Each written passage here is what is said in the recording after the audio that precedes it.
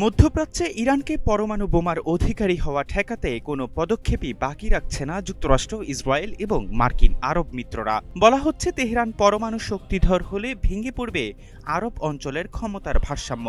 তবে চলমান যুদ্ধের মধ্যেই পরমাণু শক্তি অর্জনে নিজেদের লক্ষ্য আরও মজবুত করতে উঠে পড়ে লেগেছেন ইরানের রাজনীতিবিদরা। এর ধারাবাহিকতায় আন্তর্জাতিক পারমাণবিক অস্ত্র বিস্তার রোধ চুক্তি এনপিটি থেকে বের হয়ে যেতে চাইছে ইরান।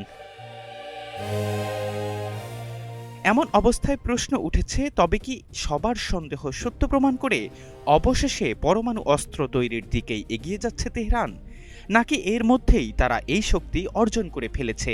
ইরানি রাজনীতিবিদরা বলছেন, দেশটির বেসামরিক পারমাণবিক স্থাপনা, ইস্পাত কারখানা ও বিশ্ববিদ্যালয়ে একের পর এক হামলার কারণে চুক্তিতে টিকে থাকা এখন অর্থহীন হয়ে পড়েছে।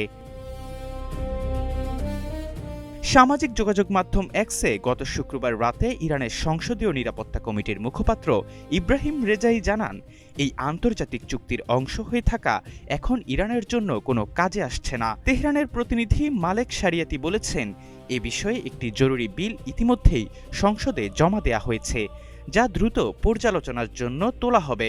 গত ২৮ ফেব্রুয়ারি যুক্তরাষ্ট্র ও ইসরায়েলের আগ্রাসন শুরুর পর থেকে ইরানের পার্লামেন্টে কোনো অধিবেশন বসেনি। জীবন অবাক না করলে কে করবে? ২৮% মিল্ক ফ্যাটের অবাক করার সাথে ফ্রেশ মিল্ক পাউডার। জীবন অবাক করুক প্রতিদিন। প্রস্তাবিত এই বিলে এনপিটি থেকে বেরিয়ে আসা ছাড়াও ২০১৫ সালের পারমাণবিক চুক্তির সব বিধিনিষেধ বাতিল করার কথা বলা হয়েছে। এর বদলে সাংহাই কোঅপারেশন অর্গানাইজেশন (এসসিও) ও ব্রিক্সের মতো বন্ধুপ্রতিম দেশগুলোর সঙ্গে পারমাণবিক প্রযুক্তির উন্নয়নে নতুন চুক্তির প্রস্তাব রাখা হয়েছে।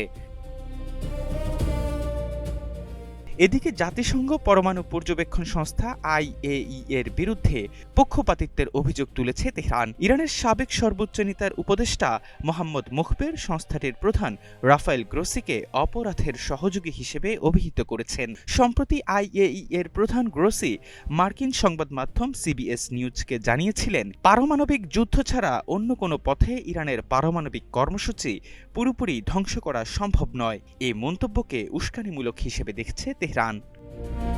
এহসান আব্দুল্লাহ, নাগরিক প্রতিদিন।